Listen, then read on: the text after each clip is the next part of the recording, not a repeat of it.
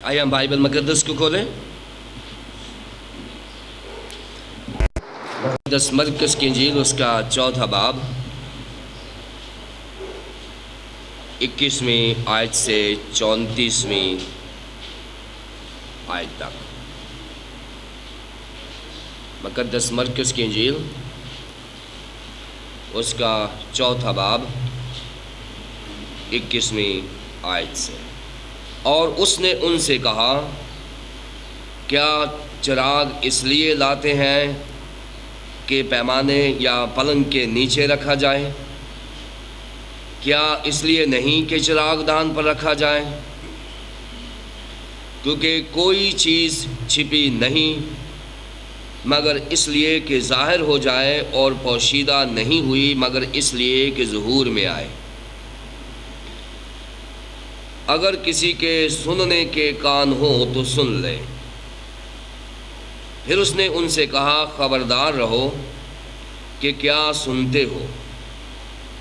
جس پیمانے سے تم ناپتے ہو اسی سے تمہارے لیے ناپا جائے گا اور تم کو زیادہ دیا جائے گا، کیونکہ جس کے پاس ہے اسے دیا جائے گا، اور جس کے پاس نہیں ہے اس سے وہ بھی جو اس کے پاس ہے لے لیا جائے گا۔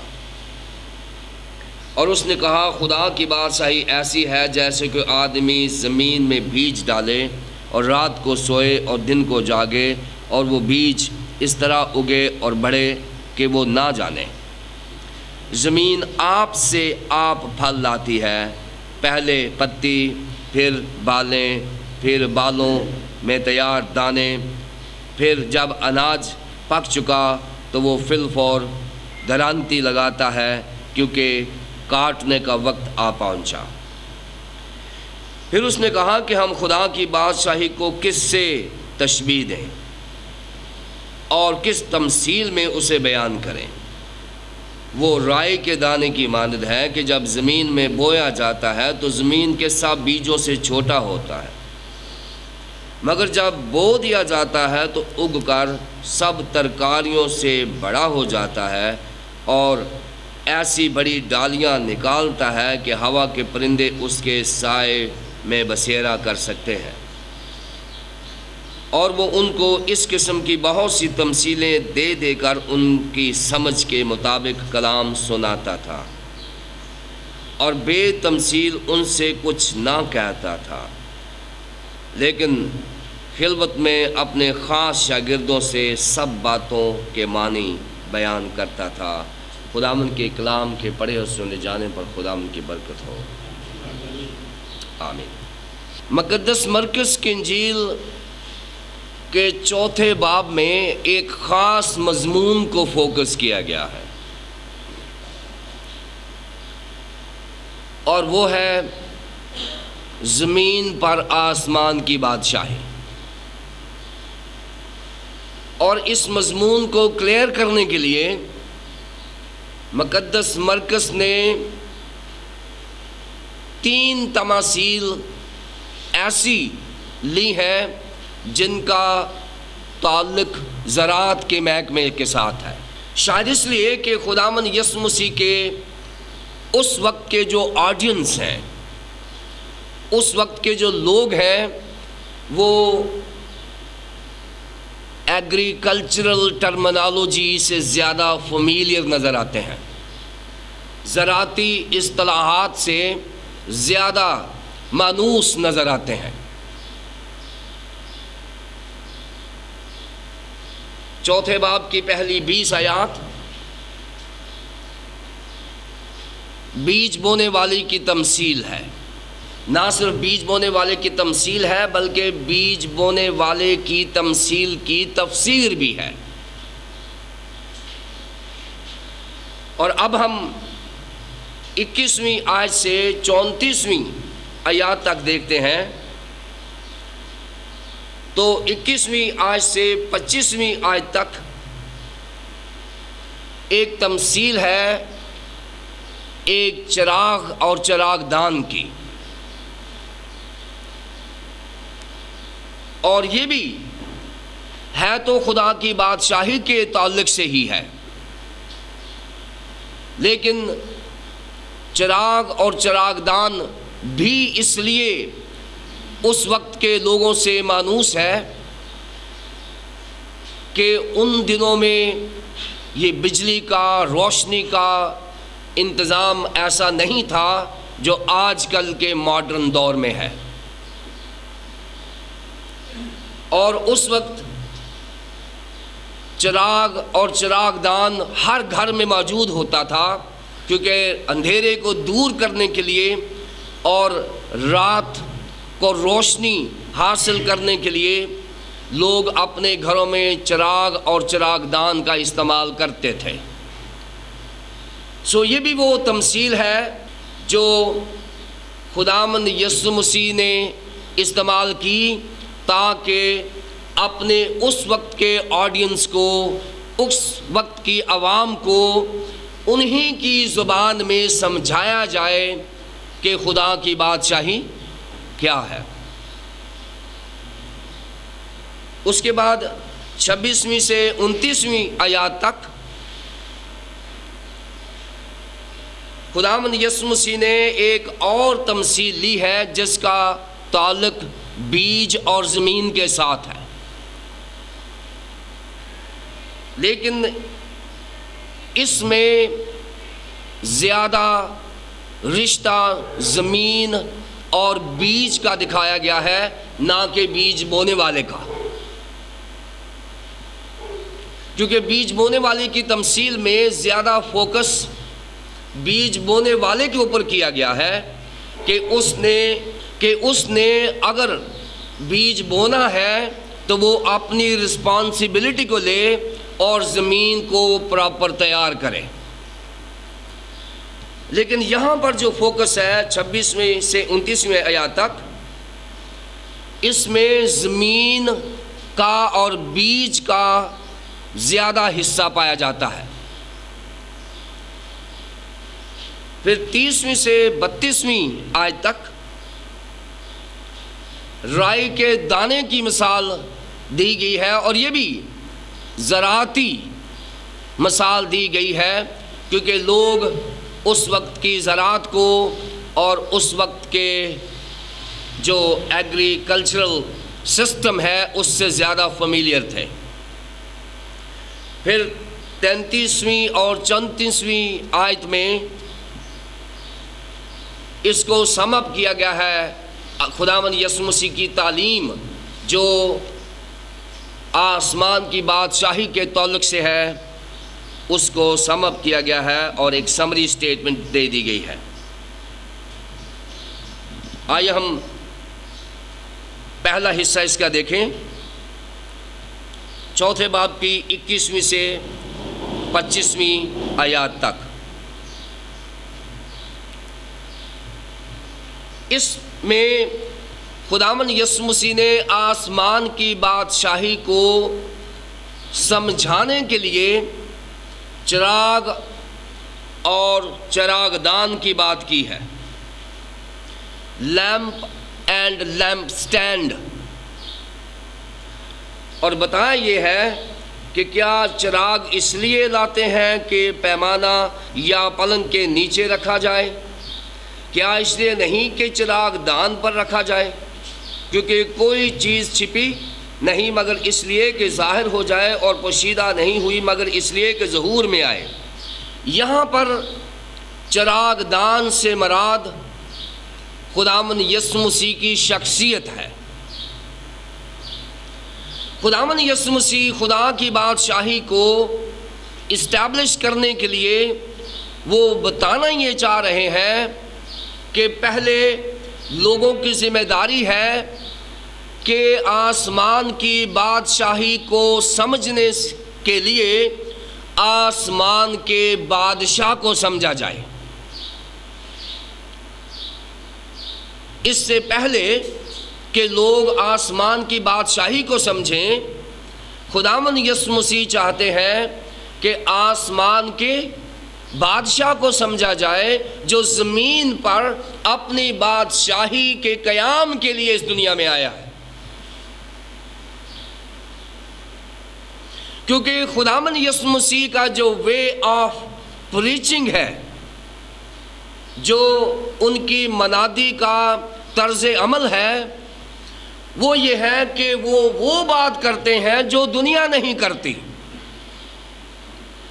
خداوند یسوع مسیح وہ کام کرتے ہیں جو دنیا نہیں کرتی، اور جب خداوند یسوع مسیح بات کرتے ہیں تو ان کے ضمیر جو مردہ ہے، جو اندھیرے میں ہے، جو تاریکی میں ہے، ان میں روشنی کی جھلک جاتی ہے، اور وہ چیزیں جو ان کے ضمیروں میں جگہ نہیں رکھتی، یا ان کی آنکھیں نہیں دیکھ سکتی، یا ان کے کان نہیں سن سکتے، یا دنیا کے خداؤں نے انہیں جھنجھوڑ رکھا ہے، انہیں کنٹرول کر رکھا ہے، خداوند یسوع مسیح جب بات کرتے ہیں تو ان کی تاریک زندگی کا پہلو ان کے سامنے آ جاتا ہے۔ خداوند یسوع مسیح اس وقت کے لوگوں سے اور اس وقت کے قائدین سے، مذہبی رہنماؤں سے جب بات کرتے ہیں تو وہ بات ان کے سامنے روز روشن کی طرح سامنے آ جاتی ہے، اور کچھ باتیں ان کو اچھی نہیں لگتی، کیونکہ جب ایک شخص گناہ میں زندگی بسر کر رہا ہوتا ہے، ایک شخص جھوٹ میں زندگی بسر کر رہا ہوتا ہے، ایک شخص دنیا داری میں ہوتا ہے، تو اس کو اگر اس کی طبیعت کے خلاف بات کی جائے تو اس کے کانوں کو اچھی نہیں لگتی۔ اب خداوند یسوع مسیح نے کہا ہے کہ میں دنیا کا نور ہوں، اور نور کا کام ہے روشنی کرنا اور تاریکی کے خلاف محاذ آرائی کرنا۔ یہ نور کی ذمہ داری ہے کہ اپنی موجودگی کا احساس دلائے کہ میں نور ہوں، اور نور کا کام ہے تاریکی کے خلاف جہاد کرنا۔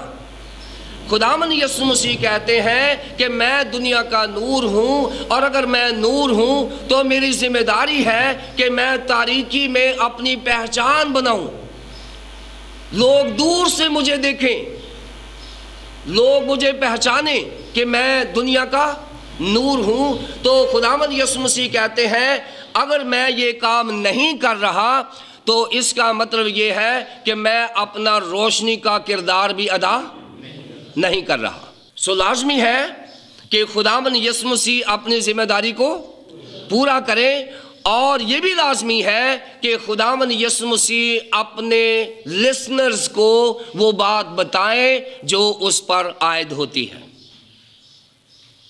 اور یہاں پر خداوند یسوع مسیح نے کہا ہے کہ میں چراغ ہوں، اور میری ذمہ داری یہ ہے کہ میری پوزیشن یہ ہے کہ مجھے کسی ایسی جگہ پر ہونا چاہیے جہاں پر زیادہ سے زیادہ روشنی جو ہے وہ ڈسپلے ہو، کیونکہ روشنی کی موجودگی اگر کسی کارنر میں ہے، روشنی کی موجودگی اگر پلنگ کے نیچے ہے، روشنی کی موجودگی اگر کسی ایسی جگہ پر ہے جہاں پر وہ روشنی پراپر نہیں ہو سکتی، تو خداوند یسوع مسیح کہتے ہیں کہ میں ایسی روشنی کو نہیں مانتا جو ایسی روشنی ہو جو زمانے کو روشن نہ کر سکے۔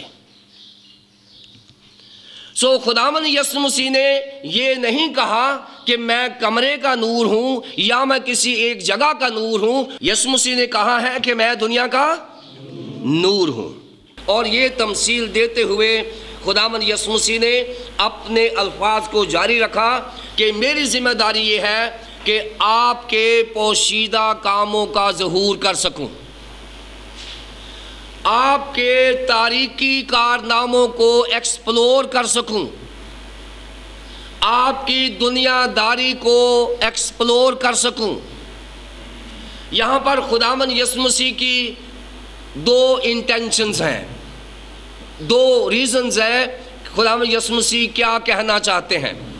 پہلی بات یہ کہنا چاہتے ہیں کہ میری ذمہ داری تاریکیوں کے خلاف جہاد ہے، میری ذمہ داری روشنی کی پہچان ہے، میری ذمہ داری دنیا کو دنیا کا چہرہ دکھانا ہے، پہلی تو اس کی یہ انٹینشنز ہے.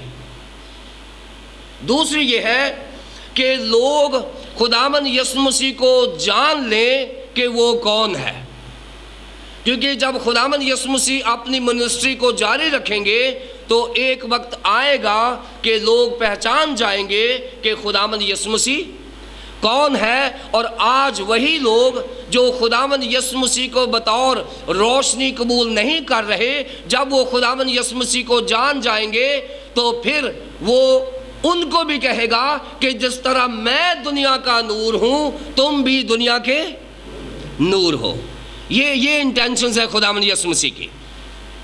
وہ پہلے اپنے آپ کو اسٹیبلش کرنا چاہتا ہے آسمان کی بادشاہی کے سلسلے میں کہ میں دنیا کا نور ہوں.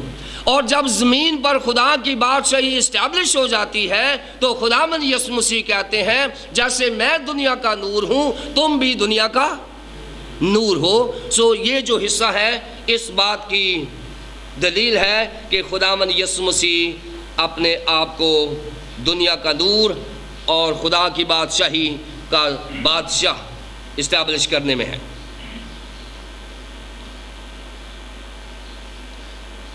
چوبیسویں آیت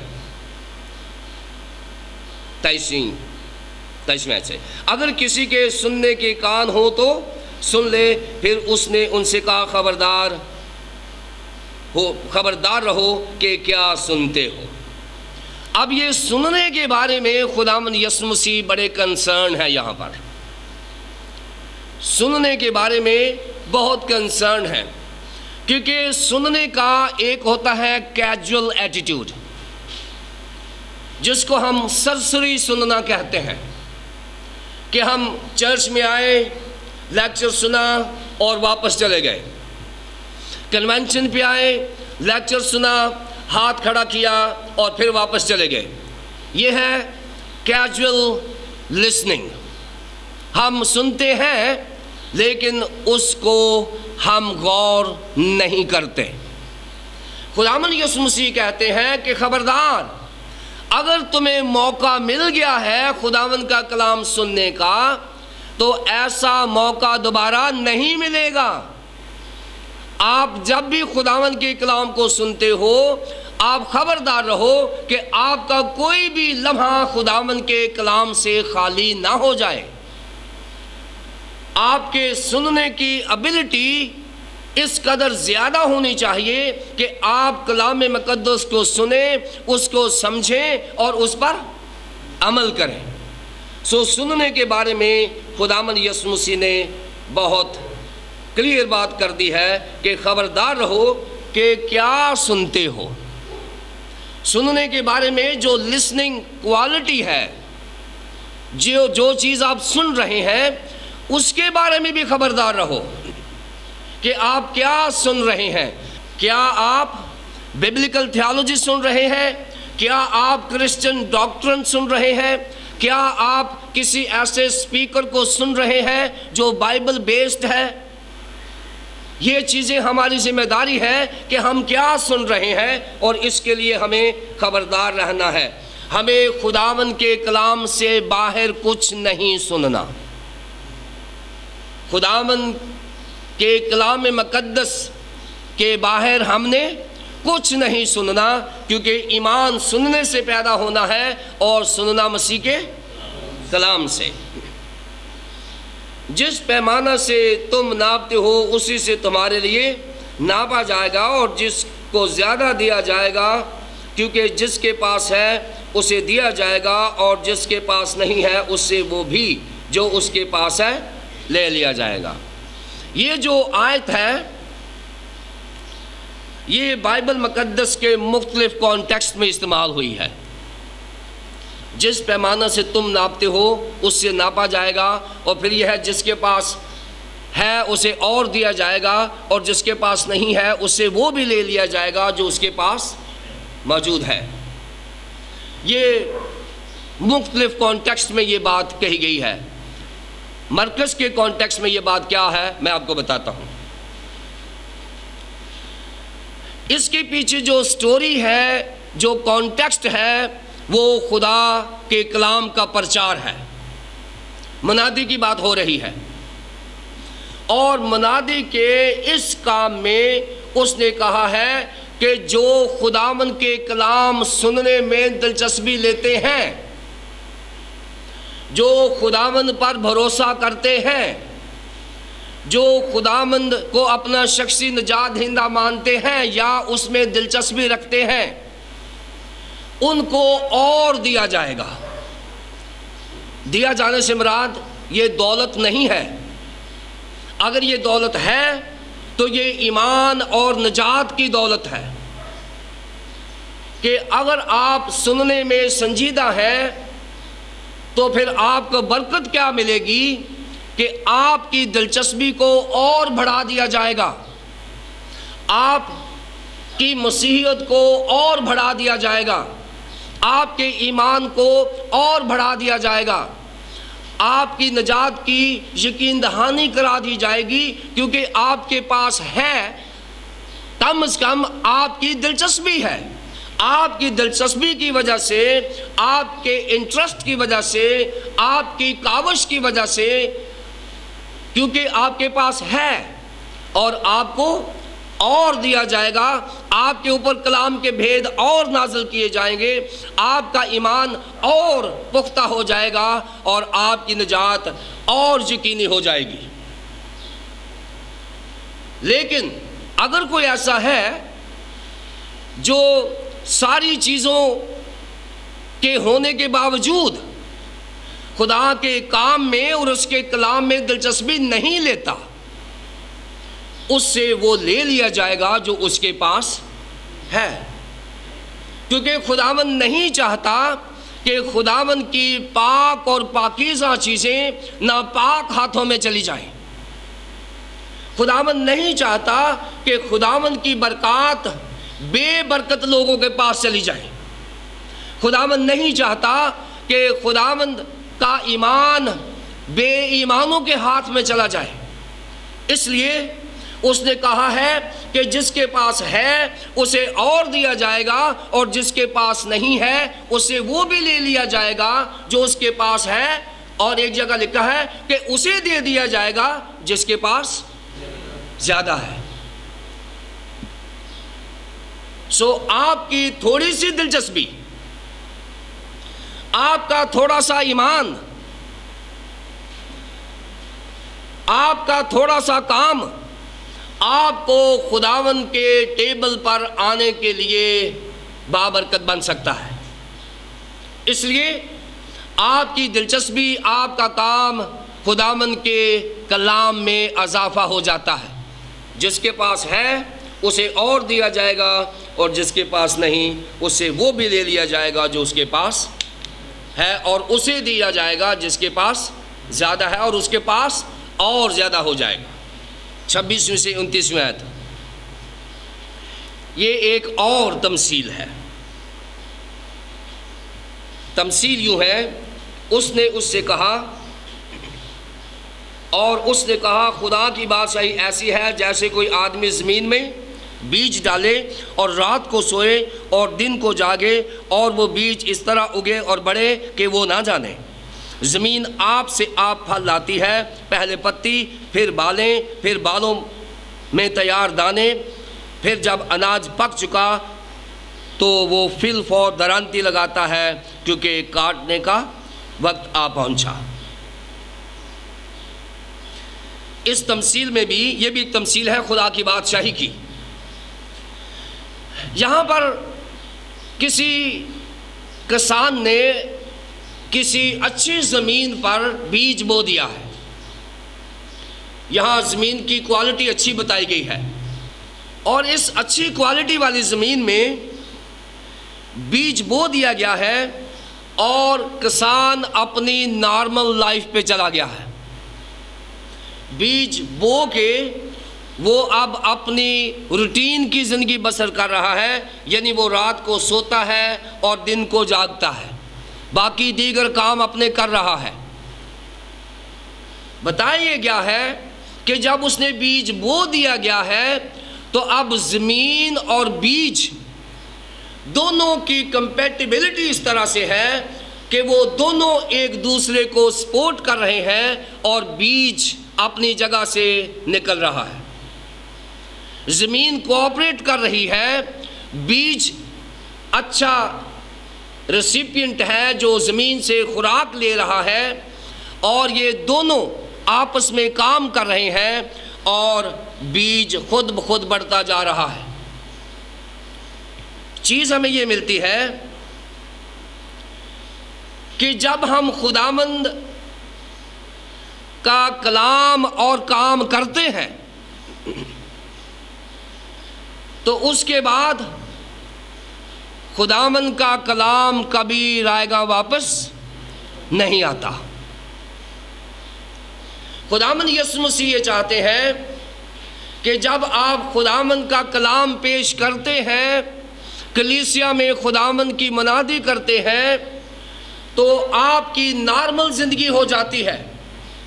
آپ کو پتہ بھی نہیں ہوتا کہ ایک کنونشن جس میں 1000 لوگ تھے، آپ نے وہاں پر کلام سنایا، کتنے لوگوں نے وہاں قبول کیا، کتنے لوگ وہاں بیج لے کر گئے، آپ کو علم بھی نہیں ہے، لیکن خدا کی بادشاہی آپ کی ایفرٹ کی وجہ سے بڑھ رہی ہے. ہم یہاں بیٹھے ہیں، ہمیں کوئی اندازہ نہیں ہے کہ ہم نے کتنے 1000 لوگوں کو کلام سنایا ہوگا، اور بعض اوقات ایسا ہو جاتا ہے کہ ہمیں لوگ کسی اور ملک سے ٹیلی فون کالز کرتے ہیں، ای میلز کرتے ہیں کہ جی ہم نے آپ کا کلام سنا اور ہم نے خداوند یسوع مسیح کو قبول کیا. آپ کو علم ہی نہیں ہے کہ خدا کتنا کام کر رہا ہے. خدا زمین، سیڈ اینڈ سوائل کا مالک ہے. خدا سیڈ اینڈ سوائل کا مالک ہے. خدا یہ کہتا ہے کہ آپ اپنی ذمہ داری پوری کرو اور میں اپنی ذمہ داری پوری کروں گا. آپ کلام سناؤ، اس کو بڑھانا میرا کام ہوگا. آپ دعا کرو، کسی مریض کو شفا دینا دعا کرنے والے کا کام نہیں ہے. ہمارا کام مریض کے لیے دعا کرنا ہے، نہ کہ اس کی شفا حاصل کرنا. شفا دینا خداوند کا کام ہے. شفا دینا خداوند کا کام ہے. اور جو لوگ اپنی انا منا لیتے ہیں کہ میری دعا سے شفا ہونی چاہیے، وہ خدا کے کام میں رکاوٹ ہے. اس لیے کہ خدا کب چاہتا ہے، کس طرح چاہتا ہے، کس کو چاہتا ہے. ہم خدا نہیں ہیں، ہم خدا کے پیغمبر ہیں. ہمارا کام کسی مریض کے لیے دعا کرنا ہے، خداوند کا کام اس کو شفا دینا ہے یا نہیں دینا، یہ خداوند کے کنٹرول میں ہے.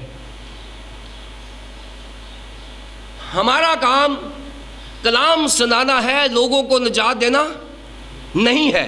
نجات دینا نجات دہندہ کا کام ہے، کلام سنانا پیغمبر کا کام ہے. ہماری ذمہ داری ہے ہم ایمانداری سے خدا کے لوگوں کو کلام سنائیں، اور روح القدس کا کام ہے لوگوں کو قائل کرنا کہ وہ کلام پر ایمان لائیں اور نجات حاصل کریں. اپنا اپنا کام کریں. اور ہماری جو غیر تربیت یافتہ فطرت ہے وہ ہمیں وہ کام کرنے پر مجبور کرتی ہے جو میرا نہیں ہے. میں جب کسی کے لیے دعا کرتا ہوں، میں اس کی شفا فوراً دیکھنا چاہتا ہوں، اس لیے کہ میں کہوں گا کہ لوگ کیا کہیں گے، جی پادری صاحب نے دعا کی ہے اور آرام ہی نہیں آیا.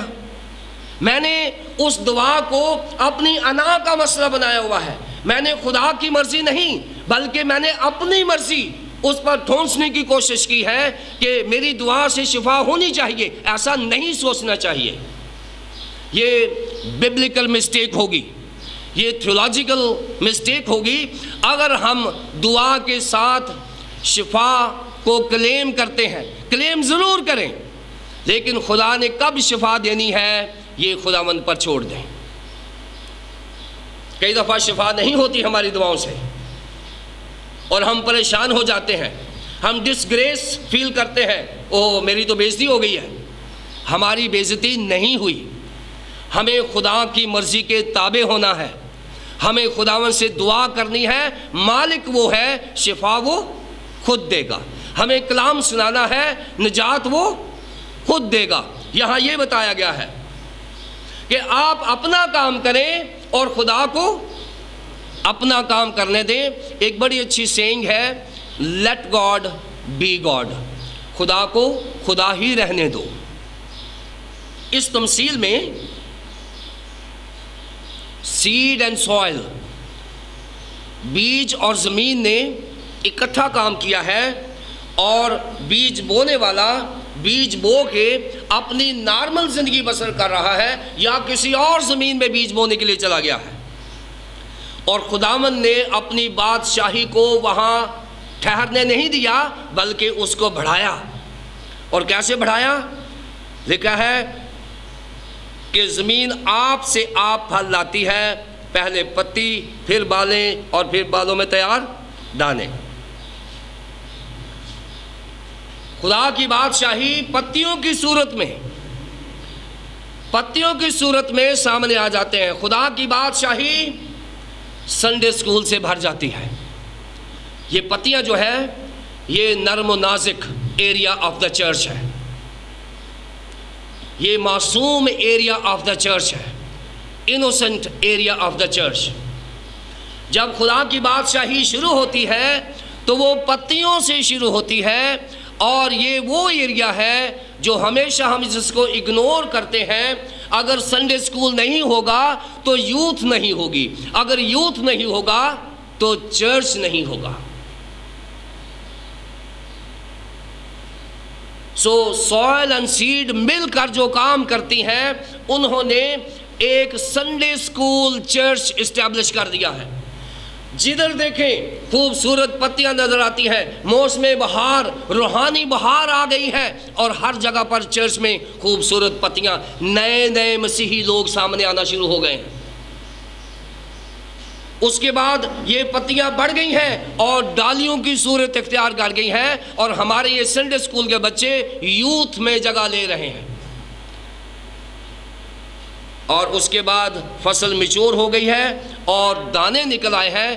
دانے سے مراد وہ پوزیشن ہے جب وہ استعمال ہو سکتے ہیں. دانے جب گھر میں آ جاتے ہیں ان کو آپ کسی بھی استعمال میں لا سکتے ہیں. سو چرچ کا یہ وہ حصہ ہے جب چرچ ٹرینڈ ہو جاتا ہے، کوئی میوزک میں ٹرینڈ ہو جاتا ہے، کوئی پریچنگ میں ٹرینڈ ہو جاتا ہے، کوئی گائکی میں ٹرینڈ ہو جاتا ہے، کوئی سنڈے اسکول کا ٹیچر بن جاتا ہے، کوئی یوتھ لیڈر بن جاتا ہے، کوئی پریچر بن جاتا ہے، کوئی ٹیچر بن جاتا ہے. یہ وہ دانے ہیں جو استعمال میں آ سکتے ہیں، میچور ہو جاتے ہیں. اور جب میچورٹی ہو جاتی ہے تو چرچ کی صورت بن جاتی ہے.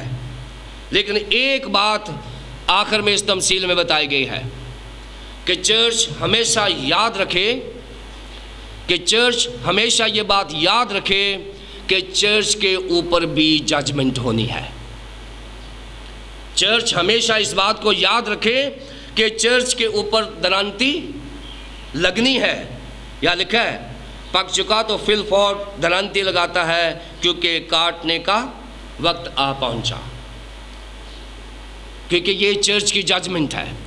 چرچ کی سٹیجز ہیں، سنڈے اسکول ہے، یوتھ ہے، میچور چرچ ہے، لیڈرشپ ہے، لیکن فائنلی چرچ کی جو بادشاہی ہے اس کے اوپر ججمنٹ، عدالت ہوگی. کیونکہ یہ بالکل نہیں ہے کہ ہم کہیں کہ ہم صرف فضل کے نیچے ہیں اور ہمارے اوپر کوئی ججمنٹ نہیں ہے.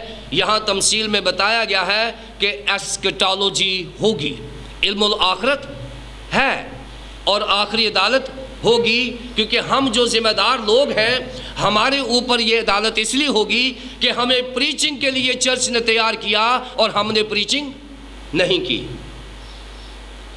ہمیں چرچ نے لیڈر بنایا اور ہم نے لیڈرشپ کا کردار ادا نہیں کیا. مجھے چرچ میں جو کام دیا گیا وہ میں نے نہیں کیا، لہٰذا چرچ کے اوپر عدالت ہوگی. اس لیے کہ چرچ کو جو ذمہ داری دی گئی تھی چرچ نے وہ پوری نہیں کی. اس لیے آخری نوٹ 29ویں آیت میں یہ ہے کہ کیونکہ کاٹنے کا وقت آ پہنچا.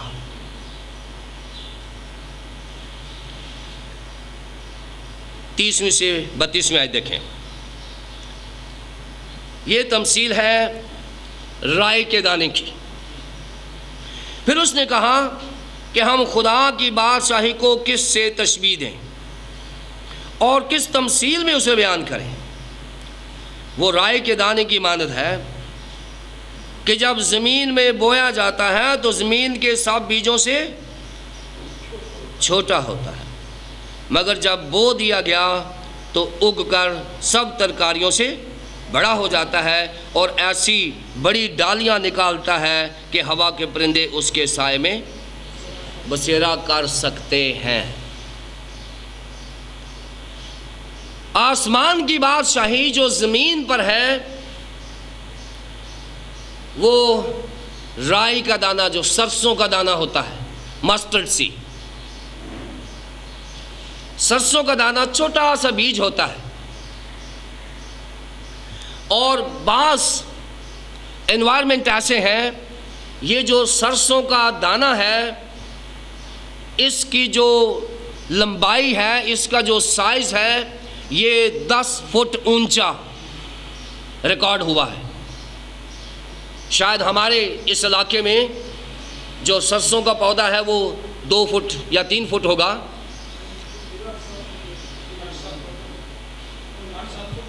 7-8 فٹ ہو جا.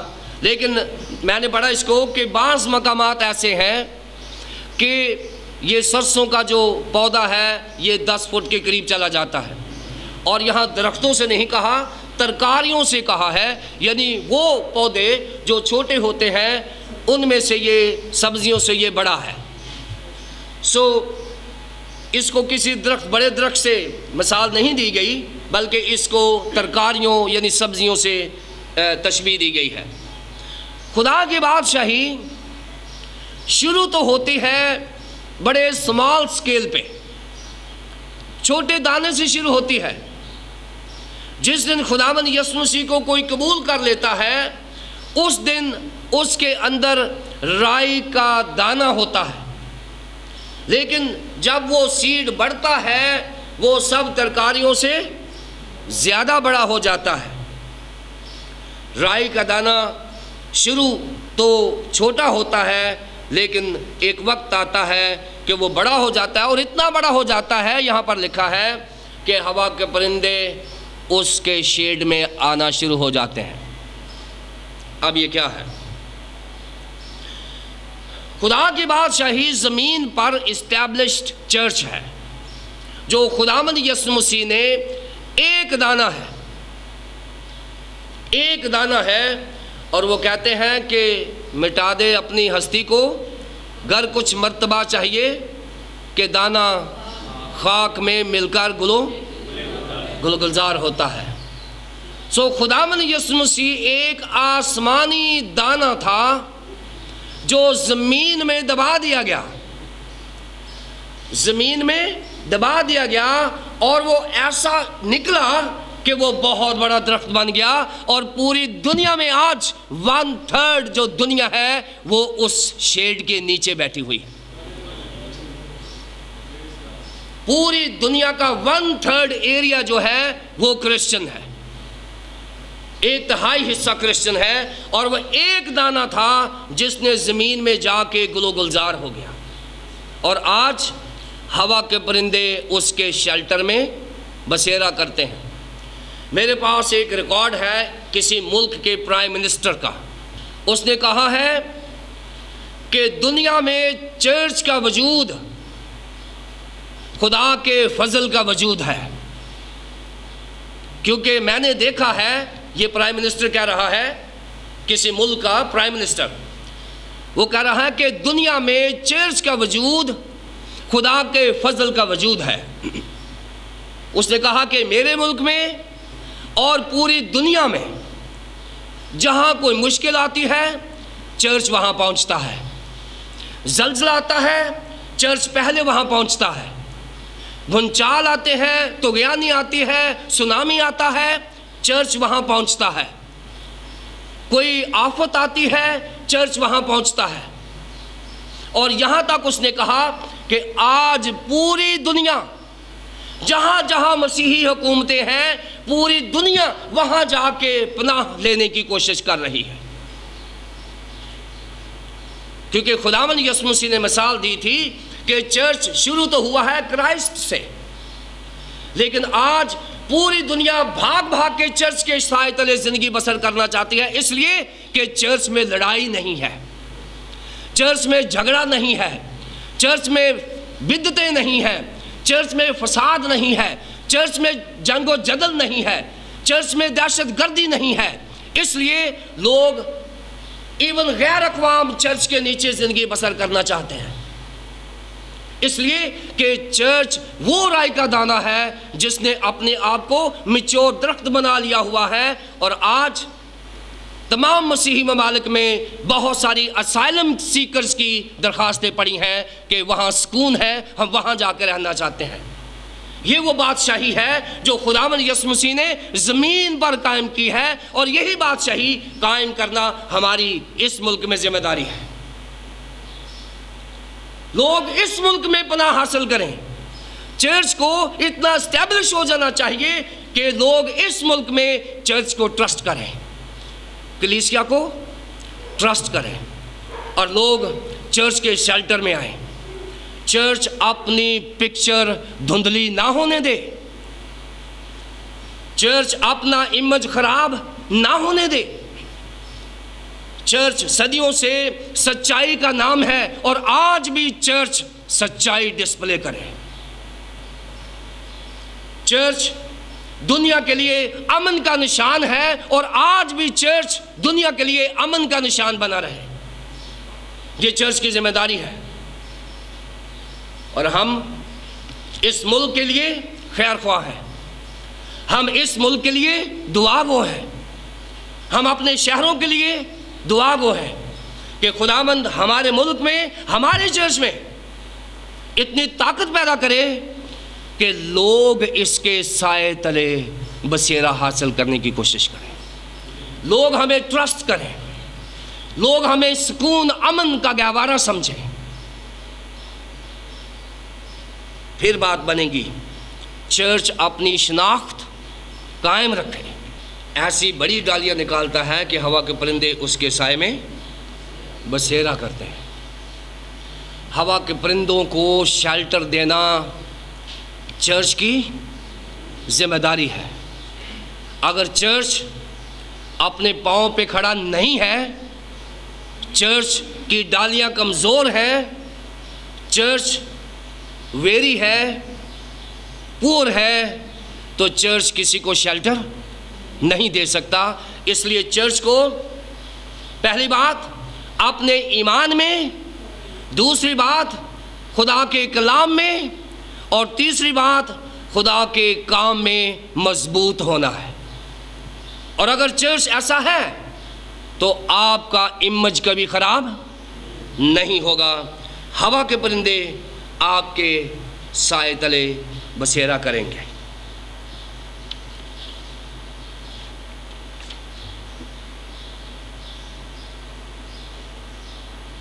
تینتیس اور 34ویں آیت،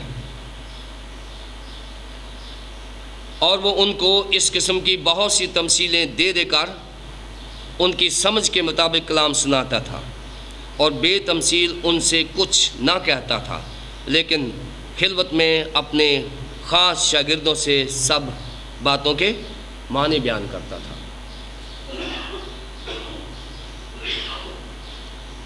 خداوند یسوع مسیح کا تمثیلی way of preaching, parabolic style of preaching,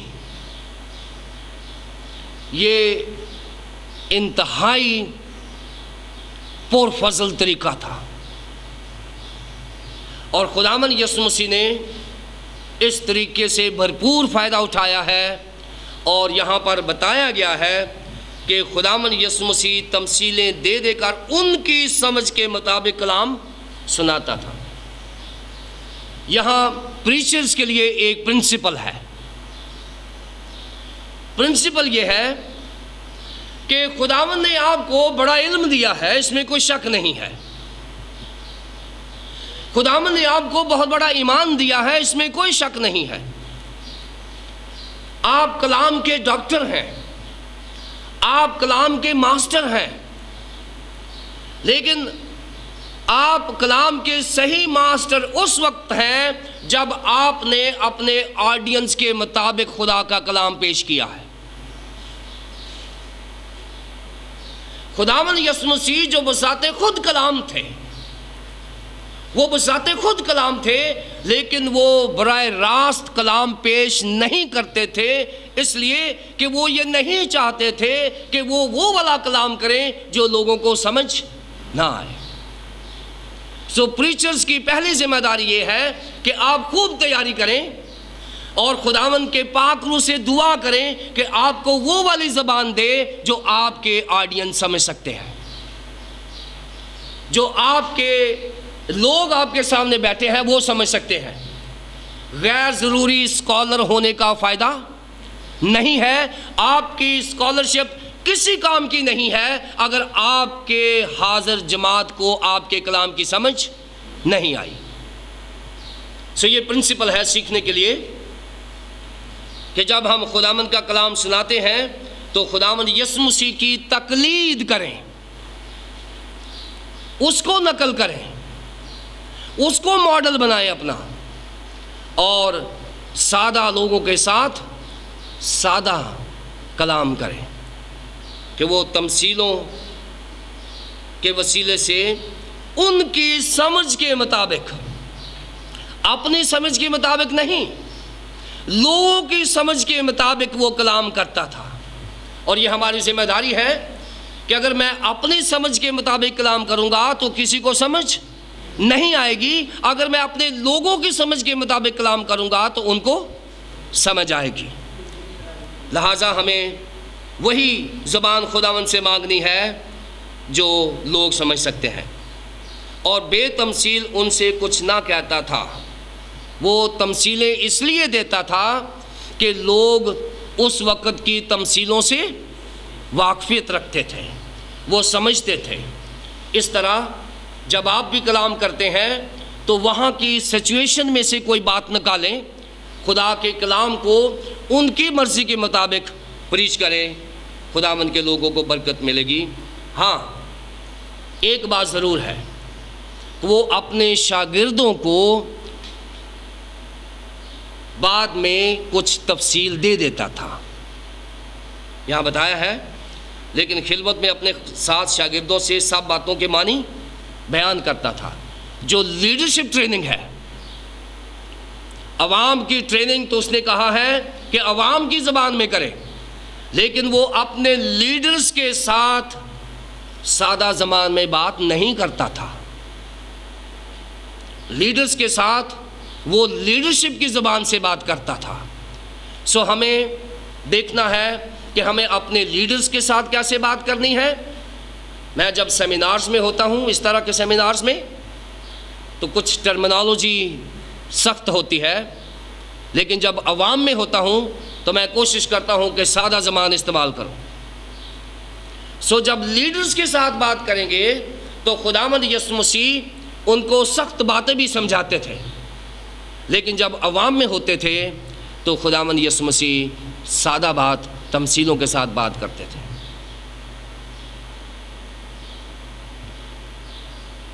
سو آج جو مین لب لباب ہے وہ ہے خدا کی بادشاہی، لیمپ کے وسیلے سے، سیڈ اینڈ سوائل کے وسیلے سے،